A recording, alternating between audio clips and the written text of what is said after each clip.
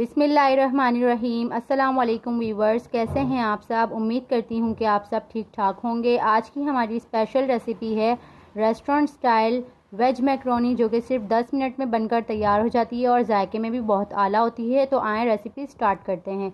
मैंने एक frying pan में 1 टेबल स्पून कुकिंग ऑयल को गर्म करके इसमें 1 टेबल स्पून लहसुन अदरक का पेस्ट डालकर इसे 3 से 4 मिनट तक इतना पकाया कि लहसुन अदरक की स्मेल और इसका कच्चापन बिल्कुल ख़त्म हो गया। आपने इसे ज़्यादा ओवर कुक नहीं करना है। और इसके बाद इसमें आपने वेजिटेबल्स, मैंने यहाँ पर प्याज, शिमला मिर्च और हरी प्याज ली है। आप इसके अलावा जो आपका दिल करे, जो आपको सब्ज़ियाँ पसंद हों वो ऐड कर सकते हैं, लेकिन आपने सब्ज़ियों को ज़्यादा पकाना नहीं है और ना इनका कलर चेंज करना है। आपने जस्ट इन्हें सौते करना है ताकि इनका क्रंच बना रहे। और फिर आपने इसमें स्पाइसेस यानी कि वाइट पेपर, ब्लैक पेपर और पिंच ऑफ सॉल्ट इसमें ऐड कर देना है।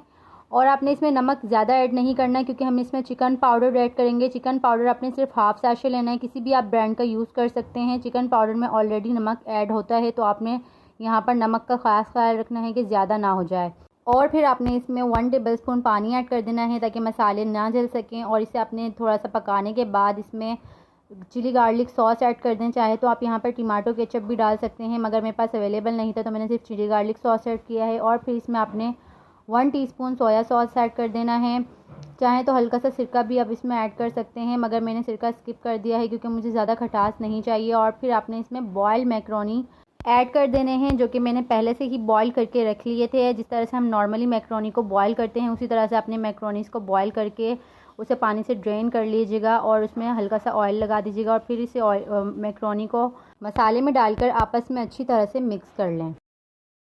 मसाला मैक्रोनी में मिक्स करने के बाद मैंने इसे ढक्कन ढककर 2 से 3 मिनट तक दम दे दिया। और दम के बाद आप देख सकते हैं कि मैक्रोनी बनकर बिल्कुल तैयार हैं। आप इसे प्लेट में डिश आउट कर लें और इसके साथ अगर चाहें तो ऊपर से गार्निशिंग के लिए टमाटो केचप या फिर चिली गार्लिक सॉस भी डाल सकते हैं। सो व्यूअर्स, फाइनली मैक्रोनी बनकर तैयार है। आप इस रेसिपी को ज़रूर ट्राई करिएगा और कमेंट सेक्शन में मुझे अपना फीडबैक दीजिएगा कि आपको ये रेसिपी कैसी लगी और नेक्स्ट रेसिपी में आपके लिए क्या बनाऊं।